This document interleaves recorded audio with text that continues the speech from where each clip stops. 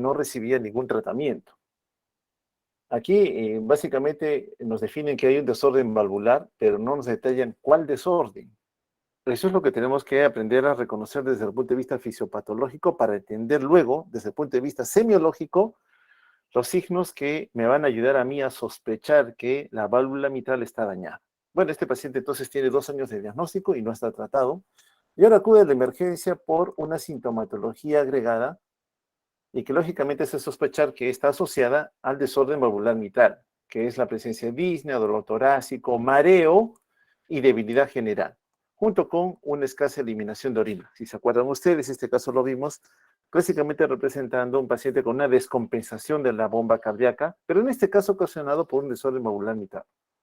Cuando se le examinó al paciente, bueno, evidentemente está en mal estado general, a nivel respiratorio se auscultaban crepitantes bilaterales y a nivel cardíaco la presencia de un soplo en diástole con un rodamiento mitral, que lo vamos a ver en un momentito también, simplemente para recordar el contexto clínico de lo que habitualmente vemos en un paciente que tiene alguna valvulopatía, en este caso representado por un desorden valvular mitral. Si se acuerdan, aquel paciente entraba hipotenso, cierto es con una saturación aceptable, pero recibiendo una gran cantidad de oxígeno. Tenía señales de sobrecarga hídrica, recuerden, tenía edema en miembros inferiores, una palidez evidente y la sinología pulmonar. Voy a avanzar rapidito esto para concentrarnos en la placa, si se acuerdan de la radiografía. Lo que más llamaba la atención para nosotros eran 2 aspectos, ¿no? Uno era que no notábamos la silueta del corazón, haciendo un poco de esfuerzo, voy a tratar de limitarla. Todo esto vendría a ser la silueta del corazón, un corazón bastante agrandado, ¿no? Una cardiomegalia, asociada a la presencia de un compromiso a nivel pulmonar. Veíamos un velamiento pulmonar. Estoy solamente graficando el campo pulmonar derecho. Aquí está la zona de velamiento, todo velado. En el caso del campo pulmonar izquierdo también veíamos un velamiento, ¿no? Un velamiento difuso, que habitualmente nosotros reconocemos en el escenario de una congestión pulmonar, un edema agudo de pulmón, ¿no? Un paciente con una gran sobrecarga de agua, acumulación de agua en este caso, a nivel pulmonar. Ya sabemos ya que estaba asociado a la presencia de un desorden valvular a nivel mitral. Algún desorden aquí en la válvula mitral, que es una válvula bicúspide, está originando este compromiso. Es lo que vamos a analizar el día de hoy, tomando como evento centinela para nosotros a este caso clínico que ya revisamos en la reunión pasada. Entonces, ahora sí nos metemos a lo que es la fisiopatología de la enfermedad valvular asociada a una patología ya cardíaca. ¿Ok? Bien. Aquí vamos a ver representado al componente valvular. Espero que corra esto. Si no corre, voy a tener que retroceder. Siempre nos pasa. Esta computadora no nos da. Estos son los velos valvulares, ¿no? Si notan ustedes, tiene una buena apertura con un cierre hermético. Esa era una válvula simoidea. Esta es una válvula tricúspide. Esta es la mitral, característicamente. Parece una boquita de pez. Así se le visualiza. Esas son las cuerdas tendíneas que le dan soporte al aparato valvular y que van a fortalecer un cierre hermético. El trabajo valvular, como vemos acá representado, van a tener como principal objetivo que pueda sellar la comunicación que en aumento se puede dar entre las diferentes cavidades o entre las cavidades y los grandes vasos. Entonces, esa es la función principal del aparato valvular. Favorecer que siempre haya un flujo anterógrado, de aurícula a ventrículo, de ventrículo a alguna arteria, ¿no? Siempre en ese sentido, nunca en sentido contrario, nunca en sentido retrógrado. Desde el momento que esto se ve perjudicado, es decir, el flujo o el tránsito de una cavidad a otra no es la adecuada, hay cierto grado de obstrucción o limitación al flujo o a la movilización de la sangre, vamos a encontrar que se va a desencadenar algún tipo de desorden mayor. Y al igual que esto, también el retorno de la sangre, ¿no? En forma retrógrada también puede afectar la función de la bomba cardíaca, como lo vamos a ver representado acá. Vamos a bajar un poquito el volumen. Miren acá el movimiento de la sangre, ¿no? De aurícula a ventrículo se cierra la válvula mitral, solamente permite el flujo de sangre en un solo sentido. Este aparato valvular mitral, para este paciente, ejemplo, está trabajando en forma adecuada, ¿no? Y para eso necesita el buen soporte de los velos valvulares, así como de las cuerdas tendinas, perdón, que están acoplados a los músculos papilares. Entonces, ese flujo siempre es constante, siempre se debe mantener en forma armoniosa, nunca, repito, en forma retrógrada. En este caso notamos que hay un retorno, ¿no?, de la sangre del ventrículo a la aurícula, cuestión que no debería ocurrir. Ya nos está hablando de un componente asociado a insuficiencia valvular. La insuficiencia es la que permite el retorno de la sangre en sentido contrario al cual habitualmente debería darse en forma natural. ¿Ya? Eso solamente para ejemplificarlo. Espero que ahora sí puedan correr el resto de videos para no estar interrumpiendo tanto nuestra clase. Avanzaremos con esta. Y si no corre, bueno, ni modo, tendremos que salir un ratito para poder visualizar, ¿no? El prolapso es otro componente que no lo vamos a revisar el día de hoy, pero va asociado también a un debilitamiento del cierre valvular. ¿Ya? Esta es una válvula normal, este es el prolapso, como que se adentra hacia la cavidad ventricular. Y aquí haciendo ejemplo, ¿no?, de que cualquiera de las válvulas, tanto la mitral, la tricuspidia, la sigmoidea aórtica o pulmonar, se pueden ver comprometidos. En un caso porque el cierre no es hermético, insuficiencia, y en otro porque la apertura es difícil. Y generalmente en la apertura se hace difícil cuando hay un componente de estenosis, ¿no? Entonces la salida se le dificulta muchas veces alguna cavidad, no permite la salida fácil y sencilla. Acá, por ejemplo, insuficiencia, ¿no? La sangre va de aurícula a ventrícula y regresa otra vez a la aurícula. Es entendible que este retorno de sangre en un sentido que no debería darse va a comprometer la anatomía de ese componente cavitario que está a nivel del corazón, ¿no? Las manifestaciones, bueno, como bien se detallan aquí, la presencia de disnea, la debilidad, el mareo, inclusive asociado a pérdida de conciencia, ¿no? Tanto en estenosis como en insuficiencia. Y en el tiempo, la presencia de falla cardíaca, la presencia de stroke, la coagulopatía o inclusive la muerte súbita que a veces ocurre en estos escenarios. Bueno, dicho esto como solamente parte introductoria, porque lo que vamos a revisar es qué es lo que encontramos en estos desórdenes, paso a revisar cuestiones generales en relación a estas valvulopatías. En forma general, en nuestro país encontramos muy frecuentemente asociada a la fiebre reumática como una entidad asociada a la presencia de desorden valvular. Es una entidad que se presenta asociada a una infección por un componente bacteriano, estreptococos, que lleva a la colonización de los velos valvulares, que no solamente se concentra ahí, pero es representativo. Puede comprometer también el pericardio, puede comprometer también el miocardio, pero muy importante para nosotros es que haya también un compromiso a nivel valvular. Entonces, esta fiebre reumática es la causa que más asociada tenemos a la presencia de valvulopatía, ¿no? Es muy frecuente encontrar este antecedente en la mayoría de pacientes que vienen ya en algún momento presentando alguna sintomatología por un desorden valvular. Repito otra vez, las alteraciones no siempre son en válvulas, pueden ser en pericardio, puede ser en miocardio. En general, reversible sí, pero el daño valvular vamos a ver que no va a ser reversible, va a persistir en el tiempo activando una respuesta inflamatoria acompañando a la fiebre reumática que va a causar un desajuste en la maquinaria valvular, haciéndola que ésta se favorezca en la presencia de una estenosis o de una insuficiencia. Y en otros escenarios combinando tanto de estenosis como de insuficiencia. Cuando hablamos de estenosis, para resumirlo en forma sencilla, si tenemos una cavidad auricular y un ventrículo, la estenosis para nosotros representa un endurecimiento. Si esta fuera la mitral, por ejemplo, se endurece los velos valvulares mitrales. Por tanto, le cuesta a la aurícula, le va a costar pasar la sangre desde la aurícula hacia el ventrículo. ¿Por qué le cuesta? Porque los velos valvulares no se aperturan con la facilidad que normalmente deberían tener para hacer que la sangre migre de aurícula a ventrículo. Eso es estenosis.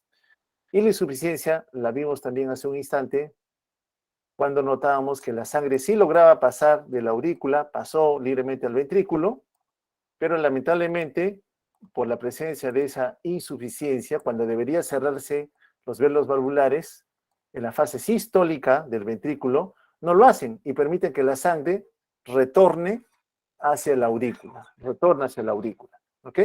Entonces, ese retorno es conocido como insuficiencia. Una cosa es la estenosis, otra cosa es la insuficiencia. Bueno, entonces, para nosotros, saber que la fiebre reumática es la causa más frecuentemente encontrada, en donde vamos a encontrar que va a haber la presencia de un daño en el aparato valvular. En general, cuando un paciente tiene fiebre reumática, las válvulas que se van a comprometer son la válvula aórtica o la válvula mitral. Raramente en la fiebre reumática vamos a encontrar que son las válvulas del lado derecho, la tricúspide, la pulmonar, las que se vayan a comprometer. Muy raro. Ahora bien, este daño que se va a suscitar a nivel del aparato valvular ¿qué representaciones anatomopatológicas va a tener? Bueno, en primer lugar, que las valvas se van a cortar. Si tienen el tamaño adecuado, se juntan y ocasionan un cierre hermético. Pero como ahora tienen un tamaño reducido, lógicamente van a permitir que haya un orificio de comunicación entre cavidades o entre una cavidad y un gran vaso. Por otro lado, puede haber un engrosamiento típico, este segundo, de la estenosis, ¿no? Si se engruesa el aparato valvular o los bordes libres, lógicamente va a favorecer la presencia de estenosis. Este del acortamiento, como deja el orificio abierto, favorece la insuficiencia. Muy bien. Estas valvas que tienen ya un desorden generalmente asociado a inflamación también se van a vascularizar, pueden perforarse en el tiempo y si se perforan van a dejar un orificio ya permanente de comunicación entre cavidades o entre cavidades y grandes vasos, pueden adherirse a nivel endocárdico y lógicamente con esto dejan una apertura también persistente en el tiempo, pueden adherirse a las cuerdas tendinias o inclusive en un escenario catastrófico asociado a ruptura de cuerdas tendinias, llevar a una falla cardíaca aguda de rápida evolución con alto riesgo de muerte para el paciente. Imagínense que se han roto las cuerdas tendinias, es una emergencia para nosotros en el escenario de un paciente gravemente enfermo asociado a una patología cardíaca. Bueno, empecemos evaluando la estenosis aórtica. Recordemos que la válvula aórtica tiene, estas de acá son las sigmoideas, esta es una vista superior en diástole. ¿Por qué dice usted diástole? Porque en fase diastólica los velos sigmoideos de las válvulas pulmonar y aórtica están cerrados y las aurículo-ventriculares, tricúspide y mitral están abiertos, ¿cierto? Entonces, evidentemente, esto representa la fase diastólica. Recuerda que estos velos sigmoideos están representados por tres valvas, en el caso de la aorta y la pulmonar comparten lo mismo, las cuales van a tener tres cúspides. Como es la válvula aórtica, este aparato valvular va a separar al ventrículo izquierdo de la aorta. Esa es su función, ¿ya? Separarlas, evitar que la sangre, una vez que ha sido inyectada hacia la circulación sistémica, retorne al ventrículo izquierdo. Lo normal es que esta válvula aórtica se tenga que aperturar al inicio de la sístole, ¿no? Cuando se está generando la contracción isovolumétrica hasta que vence a la resistencia de apertura, se va a abrir, ¿no? Se va a lograr aperturar la válvula aórtica. Y una vez que ha recibido un volumen de sangre, el volumen circulante efectivo, esta sangre intenta retornar al ventrículo izquierdo, pero el cierre adecuado del aparato valvular aórtica impide el flujo retrógrado. Eso es lo normal. Ahora bien, en relación a lo que concierne a la etiología, va a depender de la edad en la cual se presente este desorden. Si es en infancia, generalmente esta se va a asociar a algún desorden congénito con el cual el paciente ya nació. ¿Y qué desorden habitualmente podemos encontrar en la población pediátrica? Que solamente tenga un velo valvular, solo una valva, o que tenga válvulas bicúspides o tricúspides disfuncionales. Ya nació así. Lo normal es que tengamos tres, no uno ni dos. Y si son tres, que tengan una función competente. Las anormalidades que más frecuentemente vemos nosotros van asociadas al envejecimiento. Es cierto, lo primero en la población pediátrica raramente se van a ver y generalmente son valvulopatía congénita. Lo más frecuente es que conforme el individuo avance en edad, vamos a encontrar la aparición de valvulopatías. ¿Y qué es lo que asociado a ella vamos a ver? La presencia de una calcificación degenerativa, que va a ocurrir en la mayoría de nosotros a partir de los 70 años de edad. Otra condición asociada como agente causal, ya hemos visto que es la fiebre reumática. Sí, vamos a encontrar eso. Menos frecuentemente cuando ocurre algún proceso inflamatorio o infeccioso, ¿no? Que lleva a la presencia de vegetaciones.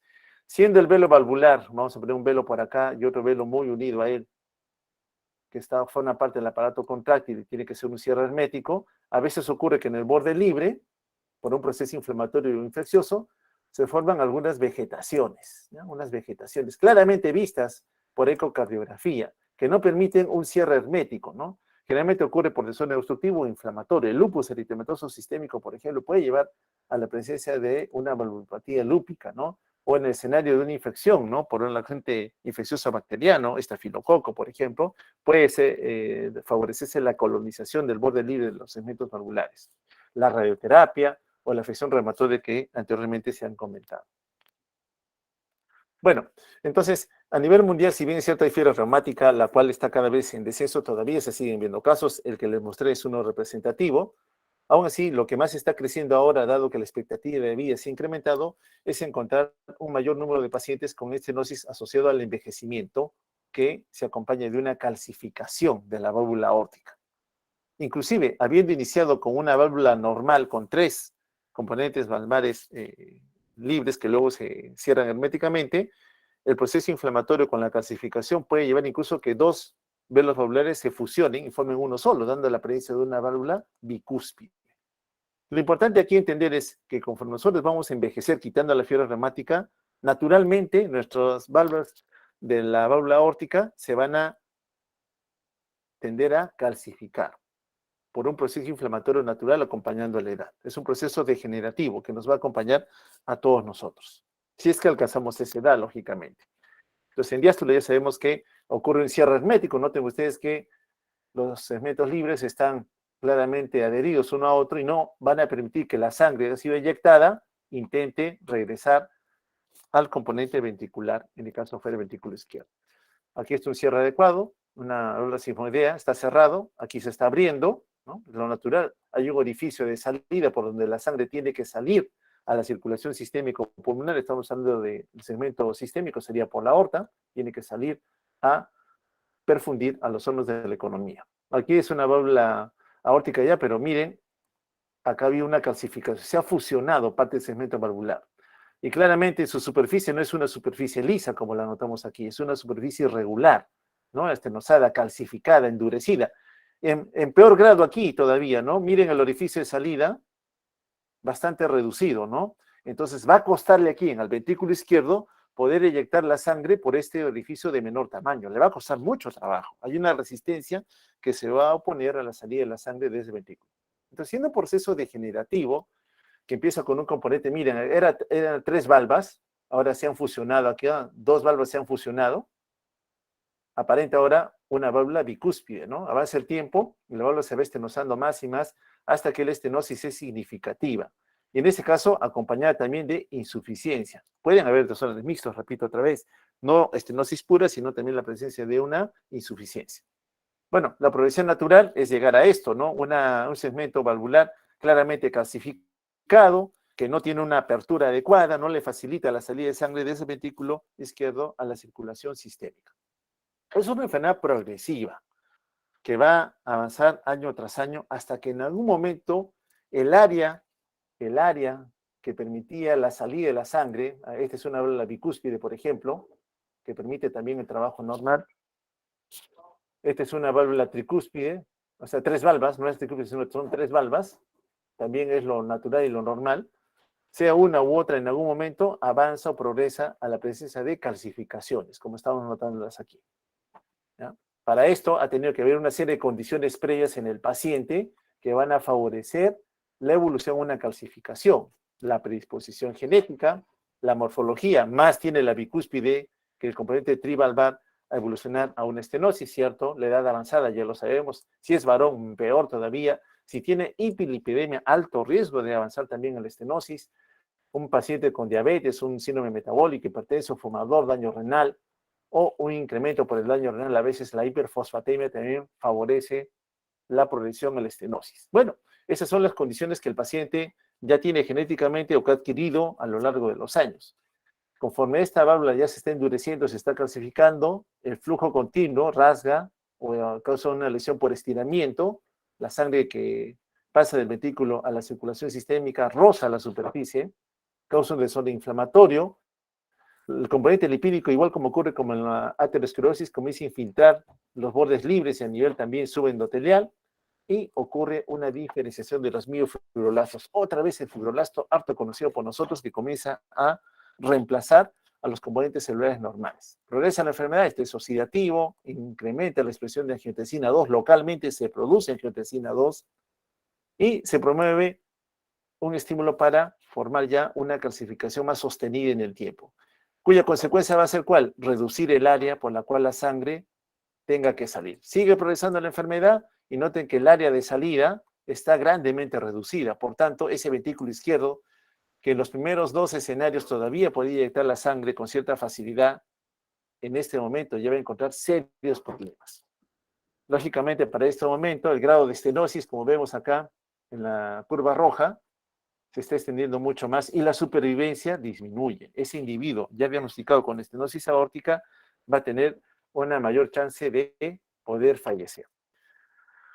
Cambios anatómicos que va a arrastrar la presencia de una estenosis a nivel aórtico.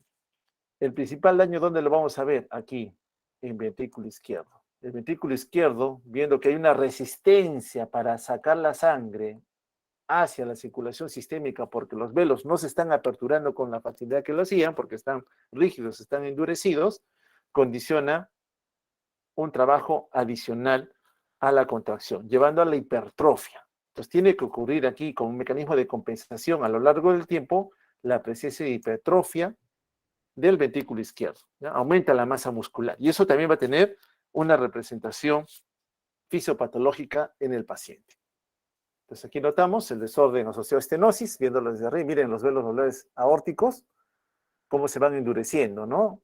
Y lo que van a hacer es que el ventrículo izquierdo, al momento que inyecte la sangre, le cuesta, ¿no? Le cuesta aperturar y le cuesta inyectar ese volumen stroke que la economía necesita. Eso es, a final de cuentas, lo que sucede en la estenosis aórtica, ¿ya? Acá lo vemos mejor, miren, ya se ha llegado a calcificar tanto que ya prácticamente pareciera solamente dos velos, ¿no? En lugar de los tres.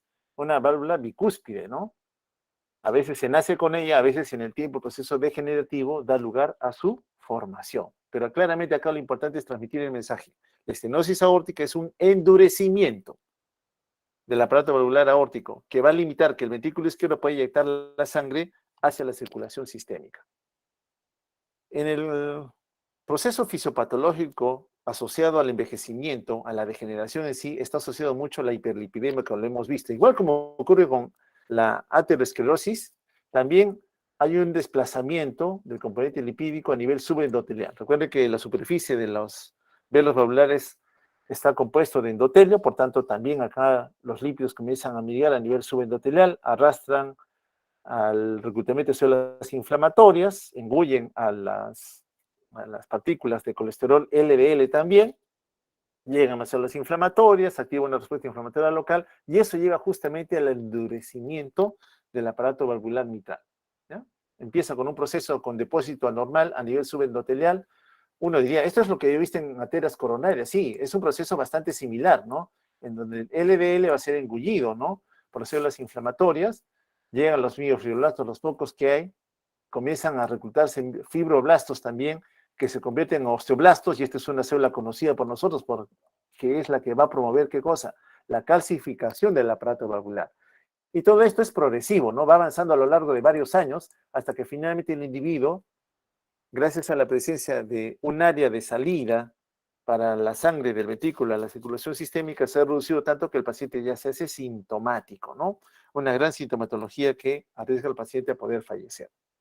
En todo este proceso, a nivel ya anatómico, notamos los cambios en el área valvular, ¿no? El área negra de salida, hasta que ésta se ha reducido grandemente, y repito otra vez, el paciente ya comienza a manifestar manifestaciones sistémicas, ¿no?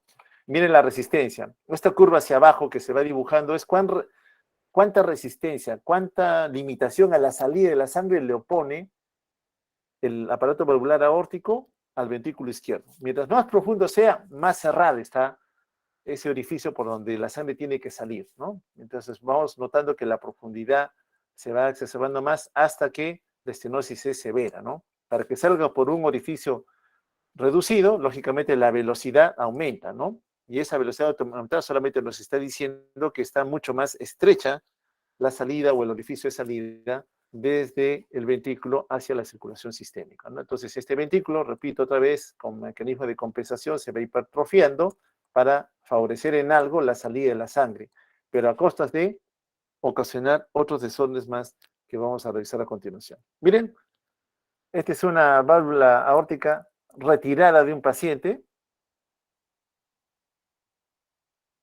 y lógicamente cuando uno toca prácticamente lo que está percutiendo es hueso, no está tan endurecida que estaba en un nivel crítico ya. El paciente ciertamente podía fallecer, ¿no? Parecen unas piedras, ¿no? Lo que están acá percutiendo en el aparato valvular aórtico, ¿no? En este caso ya se ha tenido que hacer un reemplazo, ¿no? Si todo el aparato valvular está enfermo, hay que retirarlo, ¿no?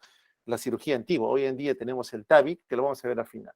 Entonces, de por sí el paciente tiene una condición de predisposición agrega algunas enfermedades a lo largo de su vida. Factores de estrés que se van a sumar van a ser el colesterol LDL, el estrés por el roce, siempre va a haber roce, desde el momento que la sangre fluye de una cavidad a otra va a haber roce, la activación del sistema renina-angiotensina, la disfunción endotelial, el reclutamiento de células inflamatorias, la liberación de mediadores inflamatorios que van a hacer que los miofibroblastos comiencen a migrar y a transformarse en osteoblastos, los cuales favorecen la calcificación y el endurecimiento del aparato valvular aórtico. Esa es la historia natural.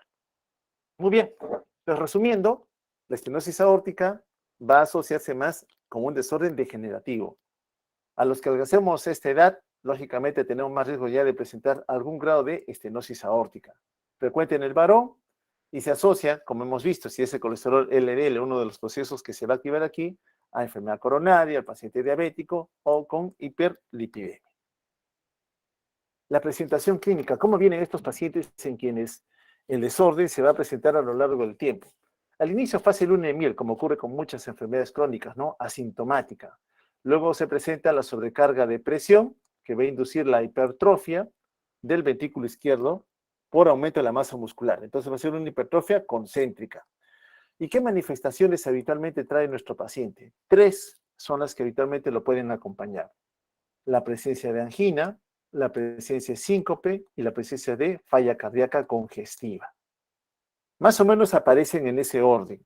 Y conforme van apareciendo, si no se da un tratamiento eficaz, el paciente tiene un chance de sobrevivir unos años más. Es decir, yo tengo estenosis aórtica y ahora noto que estoy presentando episodios continuos de angina de pecho. Me duele el pecho cuando hago actividad física. O teniendo ya ese precedente, en algún momento súbitamente perdí la conciencia. Pasa el tiempo, algunos meses, y ya debuto con señales de falla cardíaca congestiva. Es la historia natural de la estenosis aórtica. Bueno, si es que no hay un reemplazo, no retiras el aparato valvular enfermo y lo reemplazas por uno nuevo, si el paciente presenta angina, el tiempo de supervivencia esperado va a ser de 5 años. Es decir, yo hoy día tengo estenosis y debuto con angina y no hago una cirugía para cambiar mi aparato valvular, a lo mucho voy a sobrevivir 5 años. Tengo estenosis y ahora presento síncope y no voy a reemplazar el aparato valvular, mi expectativa de vida llega a 3 años más. Para cuando ya presentan falla cardíaca, la expectativa de vida de estos individuos solamente va a llegar a los 2 años de supervivencia. ¿No? Bastante acortado, en realidad. Aquí es el daño de la miocardiopatía hipertrófica. Miren cómo aumenta la masa muscular.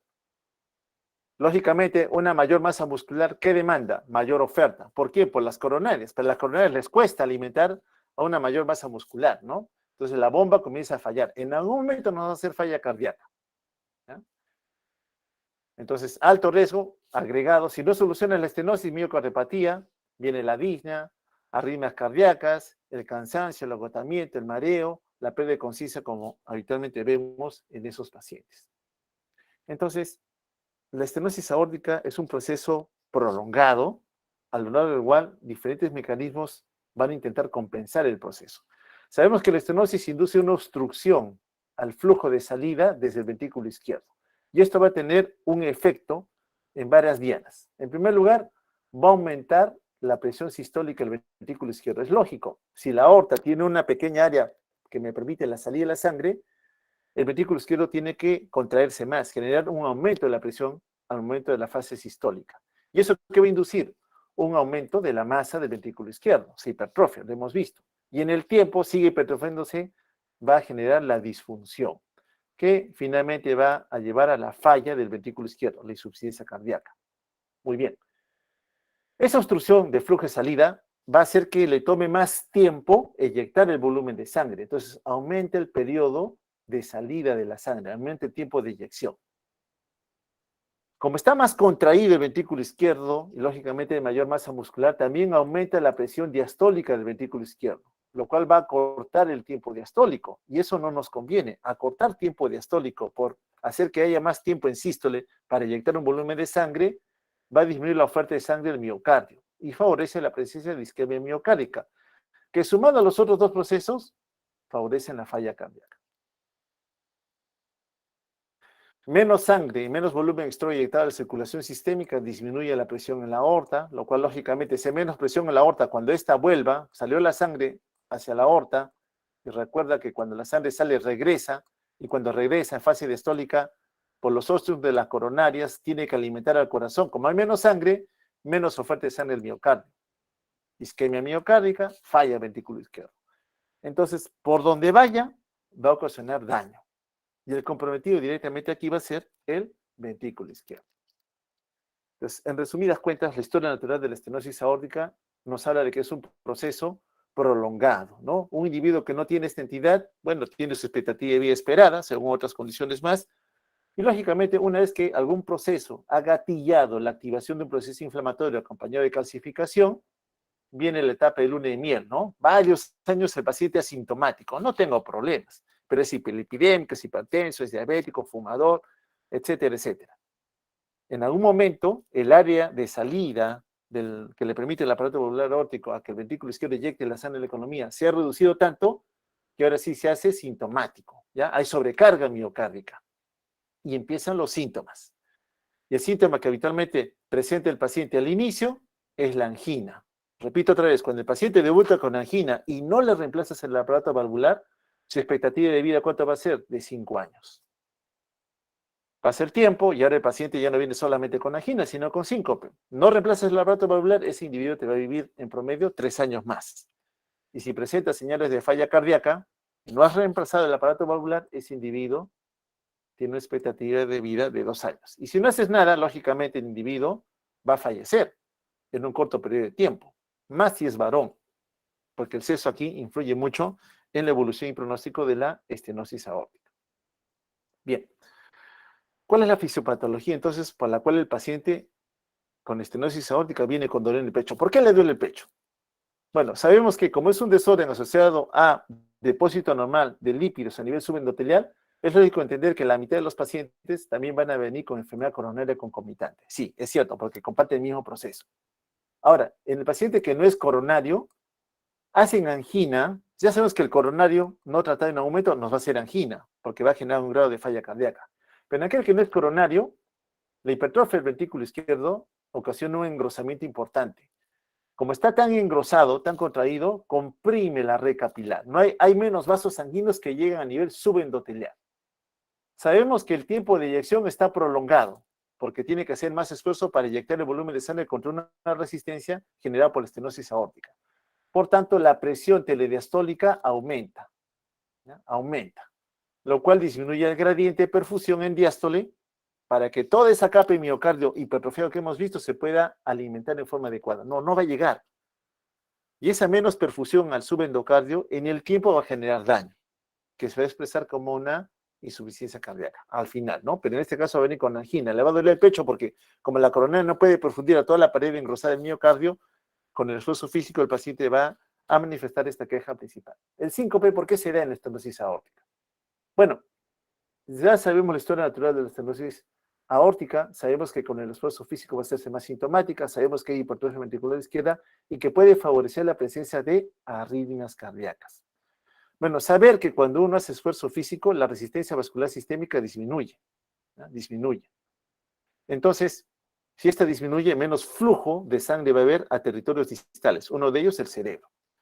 Recuerda que el gasto cardíaco, por la estenosis, acá tenemos a la aorta, entonces la sangre del ventrículo tiene que salir con mucho esfuerzo por el aparato valvular aórtico. Por tanto, la perfusión, el gasto cardíaco a la economía va a estar también limitado, va a estar disminuido. Menos sangre va a llegar a todos los órganos de la economía. Como hay hipertrofia mayor masa muscular, puede favorecerse también la presencia de arritmias. Recuerda, cuando el ventrículo izquierdo se hipertrofia y no puede sacar toda la sangre hacia la aorta, ¿qué hace? Se queda con un volumen de sangre. Por tanto, la aurícula izquierda, ¿qué hace? No puedo inyectar o no puedo mandar la sangre que yo acumulé al ventrículo izquierdo porque el ventrículo izquierdo está endurecido, tiene poco espacio para recibir sangre, por tanto, la aurícula izquierda se dilata. Y cuando la aurícula izquierda se dilata, puede favorecer la presencia de arritmias. A la cabeza, fibrilación auricular. Si es el ventrículo el que está hipoperfundido, hemos visto que las coronarias no son suficientes, puede generar zonas de isquemia a nivel del miocardio, taquicardia ventricular, fibrilación ventricular, la presencia de bloqueos, que finalmente cuando ya se están presentando una fibrilación ventricular, no hay flujo de sangre, el paciente pierde la conciencia. Una fibrilación auricular con alta respuesta ventricular, mucha frecuencia cardíaca, el paciente pierde la conciencia. Y si el bloqueo auricular ventricular es una bradiarritmia severa, también hay pérdida de conciencia. Entonces son varias las razones asociadas a estenosis aórtica que pueden favorecer la presencia de un síncope. ¿Y la falla cardíaca por qué se presenta? Bueno, básicamente porque va a ocurrir una disfunción diastólica y vamos a encontrar un ventrículo izquierdo súper hipertrofiado, endurecido, que cuando la sangre intenta ingresar, este no va a ser complaciente, no se va a distender. Por tanto, vamos a encontrar netamente llenado ventricular alterado, eso es diástole, una disfunción diastólica. Una disfunción diastólica. ¿Puede ocurrir disfunción en sístole? Sí, va a ocurrir definitivamente, pero eso va a ser tardío, no va a ocurrir inicialmente, porque al inicio lo que va a suceder es una hipertrofia concéntrica, ¿no? Una gran hipertrofia por aumento de la masa muscular. En el tiempo sabemos que la aurícula izquierda se va a hipertrofiar, en forma retrógrada transmite o acumula fluidos en el territorio venoso pulmonar y eso lleva a la presencia de congestión y edema pulmonar. Dos de los problemas que vemos en el paciente con insuficiencia cardíaca.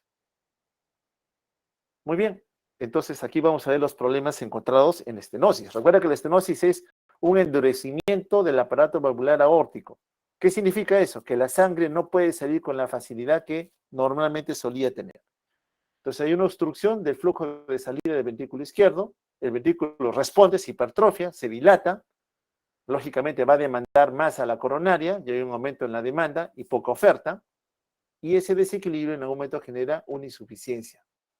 La dilatación de las cavidades puede presentar la fibrilación. Si nace ventrículo, la fibrilación ventricular puede llevar a la muerte del paciente. La insuficiencia coronaria que acompaña a esto, lógicamente, favorece más la aparición de las arritmias y la presencia de lesiones locales.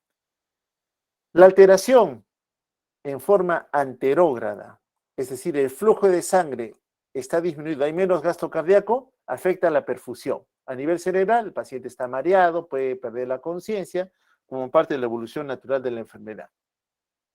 A nivel periférico, las extremidades están frías, el pulso es lento, demora en llenarse más amplio, sí demora, pero es menos fuerte al momento de palparlo a nivel de diferentes territorios anatómicos, ¿no? Señal de que la perfusión no es buena. Eso en relación al flujo anterógrado. En forma retrógrada, la sangre que está aquí en el ventrículo izquierdo, que no puede salir de forma suficiente, se acumula. Por tanto, la aurícula, que sigue recibiendo sangre, intenta llenar el ventrículo, no puede. Se queda con un remanente de sangre, que lleva a la dilatación auricular. Luego esto se transmite retrógradamente hacia el circuito venoso pulmonar, aumenta la presión hidrostática, me ocasiona congestión pulmonar. Lógicamente, en el tiempo, la evolución a un edema agudo de pulmón, sintomáticamente el paciente con que viene, con disnea. Esto sigue en el tiempo y ahora se transmite ese aumento de la presión en forma retrógrada hacia las cavidades derechas. ¿Y qué ocasiona? Un cuadro de falla cardíaca derecha. Ya tienes falla cardíaca izquierda, ya tienes la derecha, estamos hablando de una insuficiencia cardíaca global. Entonces, esta estenosis aórtica tiene diferentes representaciones, ¿no? Una presión en la aorta que se mantiene normal, en rojo el ventrículo tiene que hacer más esfuerzo para vencer la resistencia del aparato valvular aórtico. Eso en semiología tiene una representación. Vamos a escultar un soplo característico en diamante que va en aumento y luego disminuye, lo van a ver en semio, que acompaña a un desorden valvular aórtico. Cuando uno tiene una estenosis aórtica, donde tú coloques el diafragma en la campana, vas a escuchar un soplo característico, típico de la estenosis aórtica. Se desdoblan los ruidos, bueno, eso lo vamos a ver en semio. Y cuando uno se le electro, evidentemente, hipertrofia ventricular izquierdo, índice Sokolov, calculamos el Sokolov, nos va a salir con un puntaje mayor a 35, eje de desviado a la izquierda, la presencia de una P pulmonar, etcétera, etcétera. Entonces, todo esto se ocasiona, ¿por qué? Por un desorden en el aparato valvular aórtico, los cuales se van cerrando. El área por la cual puede salir la sangre se va a reducir a lo largo del tiempo, ¿no? Y me lleva a la aparición de una triada conocida como la triada de la muerte, ¿no? Angina al inicio, síncope, y luego la presencia de falla cardíaca que se manifiesta como disnea. Aquí está, ya representado. Ahí está nuestra estenosis aórtica, ya se ha reconocido, está siendo sintomática, está calcificada. Lógicamente, ¿el tratamiento cuál va a ser? Tenemos que sacarla quirúrgicamente o reemplazarla. Ahí está la estenosis, ¿no? Cómo se ha reducido el área por la cual la sangre salía con total libertad. Entonces hay una obstrucción a la salida de la sangre. Y se nota claramente la diferencia, ¿no? En la parte de baja lo normal, en la parte superior la estenosis, ¿no? Poca sangre sale, poca sangre para perfundir los órganos de la economía.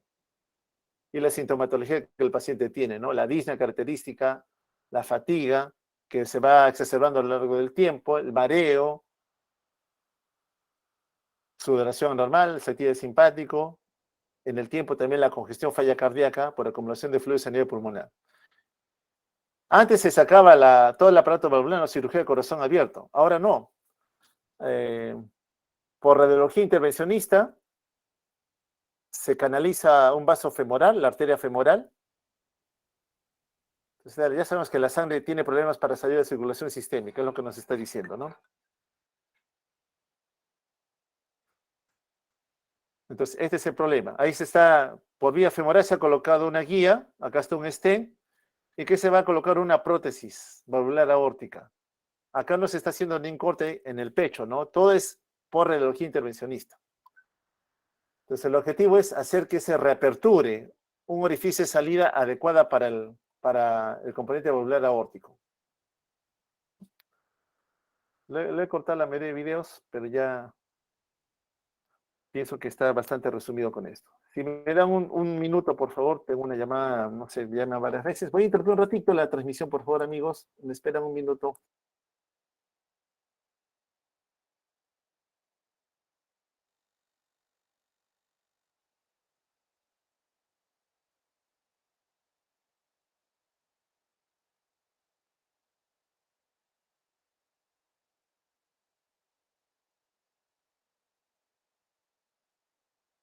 Perdonan ustedes, un número que no tenía mucha importancia. Bien, entonces, esa es la estenosis, ¿no? Al final de cuentas, estenosis para nosotros, ¿qué representa? Un endurecimiento del aparato valvular aórtico. Si está duro, ¿quién sufre? El ventrículo izquierdo. Y surgen todas las complicaciones fisiopatológicas que hemos señalado. Ahora vamos a analizar la contraparte, ¿no? La insuficiencia. No es que le cueste abrir el velo valvular, sino que este aparato valvular debería cerrarse herméticamente. Ahora no se va a cerrar.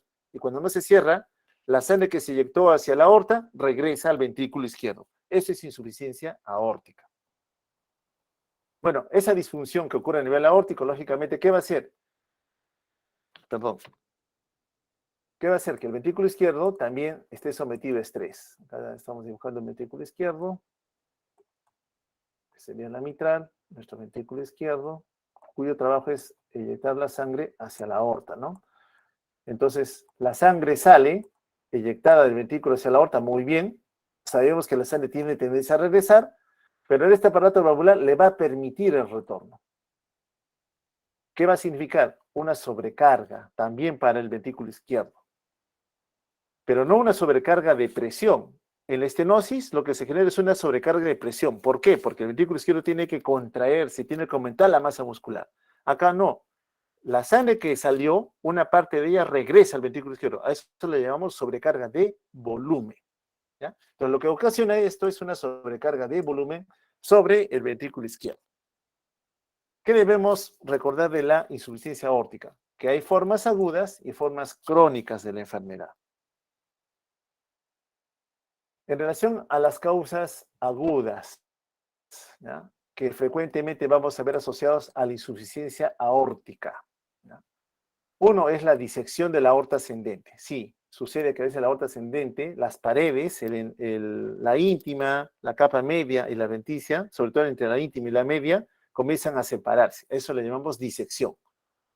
Entonces, a veces la disección progresa en forma anterior, va avanzando, y otras retorna hacia la raíz. Y cuando encuentra la raíz, se encuentra al componente valvular. Entonces, eso ocasiona que el aparato valvular se despegue y trabaja en forma inadecuada, ¿no? Esa es una disección aórtica.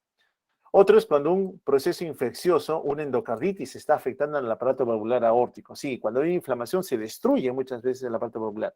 Y si es que se destruye, no va a haber cierre hermético, porque no tiene un componente valvular que permita un cierre hermético. O por un trauma, o por una ruptura espontánea, o por prolapso de la cúspide valvular. Sí, ocurre eso también, en donde la sangre retorna con facilidad desde la aorta hacia el ventrículo izquierdo. En un escenario de una condición más crónica, ¿ya? También vamos a encontrar que puede haber un defecto estructural degenerativo en la raíz de la aorta, que se va a representar por un cuadro de insuficiencia. Patologías o enfermedades que afectan al aparato valvular aórtico. Tenemos la cardiopatía reumática, otra vez, esta siempre vamos a ver representada. Anomalías congénitas, ya conocemos a la válvula bicúspide, la vimos hace un instante.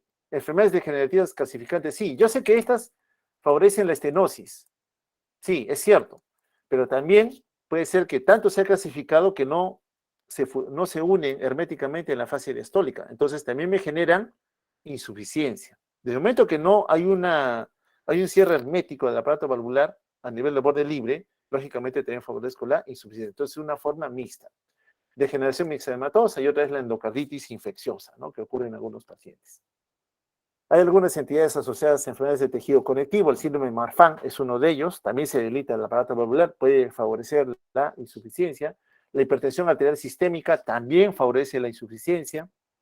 Enfermedades infecciosas como la sífilis, espondilitis anquilosante en reumatología, osteogénesis imperfecta, lupus eritematoso sistémico, artritis reumatoide, como entidades que también en el tiempo pueden favorecer en esa población la presencia de insuficiencia aórtica. Entonces, los daños asociados son múltiples, ¿no? Tenemos un aparato valvular sano, aquí arriba, todos los velos están libres, están cerrándose herméticamente, a veces se nace con una componente valvular bicúspide, pero los dos todavía aquí permiten un cierre hermético, se parece mucho al aparato tricúspide, sí, es cierto, pero algún proceso infeccioso, una endocarditis infecciosa, debilita o causa rupturas, o la presencia de una fiebre reumática que no permite el cierre hermético, hay proceso inflamatorio, la hipertensión sistémica permite que se mantenga abierto cuando debería cerrarse, el síndrome de Marfan, una laceración aórtica, que puede ocurrir también en desorden degenerativo, los prolapsos, la sífilis, la artritis reumatoide, etcétera, etcétera, varias entidades que van a afectar al aparato valvular y van a hacer que el cierre no sea adecuado. Por tanto, cuando no hay cierre adecuado, la sangre regresa. Cuestión que ciertamente, repito, no debería ocurrir. ¿Cómo es el componente fisiopatológico en relación a la insuficiencia aórtica? Bueno, entonces la sangre salió a la circulación sistémica, pero regresa. ¿Regresa a quién? Al ventrículo izquierdo en la diástole. ¿Y qué efecto va a tener? Bueno, salió un volumen de sangre de la aorta para alimentar toda la economía, pero parte de ese volumen regresa, es decir, no se distribuye en la economía, por tanto, me genera un síndrome de bajo gasto. Ahora bien, este ventrículo izquierdo, que sigue recibiendo sangre de la aurícula, ahora recibe el que regresa a la aorta, tiene que bombear, hacer un trabajo adicional y se tiene que ir adaptando a lo largo del tiempo. Pero ese volumen de sangre aumentado le va a generar una sobrecarga de volumen. ¿Y qué va a hacer? Que se dilate, pero no con hipertrofia, no con la hipertrofia típica de la estenosis donde el músculo está engrosado, no. Aquí hay un crecimiento, pero con una pared adelgazada. A eso le llamamos hipertrofia excéntrica, típico de la sobrecarga de volumen. ¿Por qué habla usted de volumen? Porque el volumen de sangre que salió, parte de él regresa al ventrículo izquierdo. ¿Ya? Por eso le llamamos sobrecarga de volumen. Todo por un cierre inadecuado de los velos valvulares. Cuando la sangre salió, para perfundir a toda la economía, regresa una parte al ventrículo izquierdo. Y hace que ese ventrículo izquierdo se quede con un remanente mayor. Luego, cuando se tiene que contraer, tiene que hacer más esfuerzo para bombear ese volumen de sangre adicional. ¿Cuál es la historia natural? Evidentemente, igual que en estenosis, la insuficiencia también tiene una historia natural. Antes de la era prequirúrgica, los pacientes también venían manifestando angina de pecho o señales de falla cardíaca. Y el pronóstico se parecía mucho al de la estenosis. En aquellos pacientes en donde el ventrículo izquierdo trabaja en forma adecuada, ¿ya? Puede haber la aparición de sintomatología, tiene insuficiencia, pero el ventrículo izquierdo no ha sido dañado aún, en donde el riesgo de mortalidad todavía es algo bajo. 25% de pacientes sabemos que en algún momento sí van a progresar a disfunción del ventrículo izquierdo. Cuando esa sobrecarga de volumen lo vaya dilatando en el tiempo, recuerda que ese ventrículo izquierdo tiene un volumen de sangre donde la masa muscular es adecuada, pero luego el volumen de sangre aumenta, ese ventrículo izquierdo se va a hipertrofiar excéntricamente. Ese 25% entonces ya va a manifestar señales de disfunción. Le va a costar al ventrículo izquierdo poder generar una contracción efectiva para inyectar un volumen de sangre adecuado a toda la economía. La presentación clínica, bueno, dependerá de qué etapa comienza. En la etapa aguda es una cosa, en la crónica es otra. Y de la capacidad que tenga la bomba cardíaca de generar un cambio compensador. Sabemos que en el escenario crónico la bomba tiene tiempo de adaptarse y de favorecer la aparición de algún mecanismo de compensación. En tanto, en el agudo no, no le da tiempo. El paciente rápidamente va a tener una progresión que lo lleve a la muerte si es que no se establece un tratamiento efectivo ante un desorden anatómico que habitualmente acompaña a esta descompensación. Por eso es que los casos agudos son dramáticos. El paciente está colindando con la muerte porque sabe que no hay chance. En nuestra ciudad no tenemos chance. Ciudades más grandes, Arequipa, Lima, que tienen un equipo de cirugía cardiovascular a la mano, hablando de salud específicamente, le permite todavía poder sostener a esos pacientes. En cambio, nosotros no, porque el tiempo va en contra de la capacidad de respuesta que a nivel compensatorio podría presentar este grupo de pacientes. ¿Y por qué ocurre? Porque baja rápidamente el gasto cardíaco. Que te dejen inyectar un volumen circulante efectivo, ya no son 70, son 20, son 10. Evidentemente eso va a perjudicar la función de toda la economía. Y lo peor es que a nivel teoría histórico la presión se va a incrementar. Y justamente de ese tiempo uno cuenta para perfundir miocardio. Y si aumenta la presión, la capacidad de poder bombear, de poder perfundir en el mismo miocardio está limitada. ¿Y cuál es el efecto? Entonces, nuestro paciente presenta un síndrome de falla cardíaca agudo, ¿no? Eso en el escenario de la insuficiencia. Repito otra vez, la sangre pasa de aurícula a ventrículo, de ventrículo sale hacia la aorta, pero regresa. ¿Y eso qué ocasiona? Lo que estás viendo acá. En fase diastólica la sangre que regresa dilata el ventrículo, no una miocardiopatía dilatada. ¿Todo por qué? Porque en fase diastólica este aparato valvular debería estar cerrado, pero no se cierra, se mantiene abierto, lo cual permite que la sangre regrese otra vez. Otra vez mis videos estos no corren, trataremos de verlo por acá, acá está. A ver, aquí estamos viendo, ahora vamos a ver en el escenario de la insuficiencia. Miren, la sangre sale y regresa, no se está sellando herméticamente, ¿ya? Lo van a volver a ver, miren los deberían sellarse, sale, pero sigue manteniendo el orificio abierto. Es decir, como salió, regresa por lo mismo. Eso es insuficiencia, ¿no? La insuficiencia aórtica. Igual que en estenosis fácil luna y miel, ¿no? Paciente asintomático, está tranquilo. ¿Por qué? Porque el ventrículo izquierdo se está adaptando, pero con el paso del tiempo sigue sobrecargado de volumen de sangre que tiene que inyectar a la economía. Entonces los síntomas comienzan a aparecer algo más tardíamente. Cuando estos aparecen, disnea de esfuerzo, ortopnea, no tolera estar acostado completamente, se acuesta a dormir la noche y se despierta varias veces agitado, precisa palpitaciones. Y en una eco podemos ver una hipertrofia del ventrículo izquierdo excéntrica. Recuerda, las hipertrofias pueden ser concéntricas o excéntricas. Si yo tengo al corazón, ventrículo derecho, ventrículo, así es normalmente el corazón, ¿no? La hipertrofia concéntrica o por sobrecarga de presión, ¿cómo es? El ventrículo derecho sí igual, pero el izquierdo se ha hipertrofiado, gran masa muscular. Y la excéntrica, que lo va a hacer por acá, estoy exagerando un poco, ventrículo derecho, también ha crecido el corazón, sí, pero la pared se ha adelgazado. Este es por sobrecarga de presión, estenosis aórtica, este es por sobrecarga de volumen, insuficiencia aórtica. Espero que con eso se pueda entender mejor, ¿ya? Entonces la hipertrofia es excéntrica en la insuficiencia aórtica.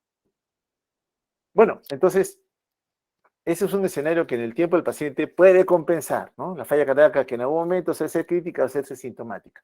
Pero el individuo que esto se desarrolla rápidamente, se disecó, digamos, hay una disección aórtica que compromete al aparato valvular, eso ocurre en minutos, a horas. Al ventrículo izquierdo no le va a dar tiempo de poder dilatarse, no se va a poder adaptar. Entonces, en el examen físico vamos a encontrar alteraciones en el pulso que van a comprometer la amplitud. Porque uno toca el pulso, encuentra una amplitud, ¿no? Siente el pulso fuerte, amplio, pero en insuficiencia no lo vamos a sentir así, un pulso débil, ¿no? Que apenas llega a ser palpado. Puede haber en el escenario de una infección una endocarditis infecciosa, sospecharla siempre, sobre todo si el paciente presenta falla cardíaca, ¿no? De ahí la importancia de hacer una ecocardiografía. En ecocardiografía, ¿qué vamos a ver? Que a nivel del borde libre del segmento valvular aórtico vamos a encontrar la presencia de algunas vegetaciones, típicos de la endocarditis. Bueno, eso creo que no lo he traído. Hasta el ventrículo izquierdo, la aorta. Como vemos en el ecocardio, ese tono blanquecino del aparato valvular aórtico es lo que conocemos como calcificación, ¿no? Pero también puede ser insuficiencia. Entonces la sangre pasa de aurícula a ventrículo, de ventrículo sale hacia la aorta, en insuficiencia regresa, en estenosis tiene limitación para poder salir, ¿no? Como estamos viendo acá. Otra vez, en la historia natural, este componente valvular aórtico es insuficiente, la sangre salió y en azul vemos que regresa. Bueno, está regresando, lo cual no es normal. En fase diastólica regresa la sangre. Eso que ocasiona que el ventrículo izquierdo se dilate, es hipertrofia, pero es una miocardiopatía dilatada, asociado a insuficiencia. Igual, las coronarias tienen problemas para poder perfundirlo. A nivel anterógrado, la piel del paciente está pálida. A nivel cerebral, menos sangre llega a perfundir a los órganos de la economía. Puede haber mareos, dolor de cabeza, pérdida de conciencia. A nivel retrógrado, igual, mayor sobrecarga de volumen, está ocupado por sangre aquí, la aurícula tiene problemas también para inyectar su volumen de sangre. Esta sangre que se vacía hacia el ventrículo con dificultad, en forma retrógrada, se transmite la presión hacia el componente alveolo capilar en el pulmón y genera la acumulación de fluidos, la congestión pulmonar, que se expresa con edema pulmonar en algún momento, presencia de disnea, igual como ocurre en la estenosis, también se comprometen en el tiempo las cavidades derechas y me llevan a la presencia de una insuficiencia cardíaca del lado derecho. Esta es la miocardiopatía dilatada, ¿no? A diferencia de la concéntrica hipertrófica, típica de la estenosis. Bueno, varias causas, no solamente es la insuficiencia, un paciente coronario, ahí está la enfermedad valvular, en este caso insuficiencia aórtica, trastorno metabólico, infeccioso, endocarditis, como lo hemos visto, y otros escenarios cuya causa no se conoce, ¿no? Ya los síntomas, disnea, fatiga, y a la falla cardíaca que ya conocemos, ¿ya? A nivel heterónodo o retrógrado. Retrógrada, disnea, debilidad, hinchazón, ¿no? Pero lo que vamos a concluir acá, que hay una dilatación del ventrículo. La pared se adelgaza porque hay mayor volumen de sangre contenido dentro de él. Igual, si uno quiere valorar en los escenarios de ecocardiografía, la presión diastólica disminuye. Lo paso rápido porque evidentemente es más semiológico. Muy bien. Ahora sí, pasemos a la válvula que podemos decir es la más representativa, ¿no? En daño valvular aórtico lo que más vemos es estenosis, ¿no? Y ya sabemos que el paciente con estenosis aórtica tenemos que ofrecerle, si está en nuestras manos, tratamiento quirúrgico o lo que ahora ha surgido como un boom que es el TAVI, ¿no? La terapia no invasiva por radiología intervencionista, como lo vimos hace un instante. Bueno, la válvula mitral sí es una de los desórdenes que más frecuentemente se ve, sobre todo en el escenario de la fiebre reumática, y sus manifestaciones pues, pueden ser únicas, estenosis, insuficiencia o combinaciones, ¿no? De estenosis y de insuficiencia. Acá está el aparato valvular mitral, esta es la aurícula, acá, aurícula izquierda, este es ventrículo izquierdo, por si acaso, y luego viene la aorta, ¿no? Entonces, noten ustedes que debe permitir que fluya la sangre de aurícula a ventrículo. ¿Ya? Pero voy a retroceder otra vez. Y noten cómo la sangre sí sale, pero parte de ella, si se dan cuenta, regresa. Pasó de aurícula a ventrículo, pero una partecita está regresando. Y cuando regresa, ¿qué significa? Que el cierre no ha sido hermético. Cuando la sangre tiene la facilidad de retornar a aquella cavidad de la cual provino, a eso le llamamos insuficiencia. ¿No? Insuficiencia. Bueno, en general la valvulopatía mitral también está asociada a fiebre reumática, lo repito otra vez, y en la mayoría de casos esta fiebre reumática ocasiona estenosis mitral. ¿No? Como bien dice aquí, la fiebre reumática no siempre da un daño puro, puramente estenosis, no, muchas veces nos da formas mixtas, tanto de estenosis como de insuficiencia, ¿no? Entonces, la mayoría de pacientes vienen arrastrando los dos escenarios, tienen estenosis y tienen insuficiencia. El paciente que les presenté al inicio, el que vimos en falla cardíaca, tiene de los dos, estenosis e insuficiencia, pero nos van a decir a predominio de estenosis o a predominio de insuficiencia. Un dato importante es saber el área de la válvula mitral, el área del orificio por donde la sangre pasa de aurícula a ventrículo, de 4 a 6 centímetros cuadrados. Entonces la sangre pasa de aurícula a ventrículo, por un área, vamos a dibujar la cara azul, el orificio crea un área. El área, repito, lo normal, 4 a 6. Muy bien.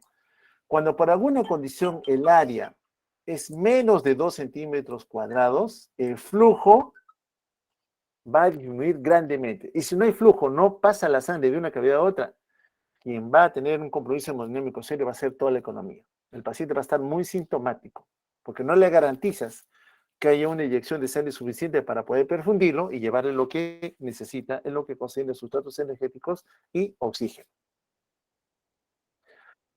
Bueno, entonces el daño va a ser crítico según la reducción del área valvular, ¿no? El daño es crítico cuando llega a 1 centímetro cuadrado, por ejemplo, 1 centímetro cuadrado.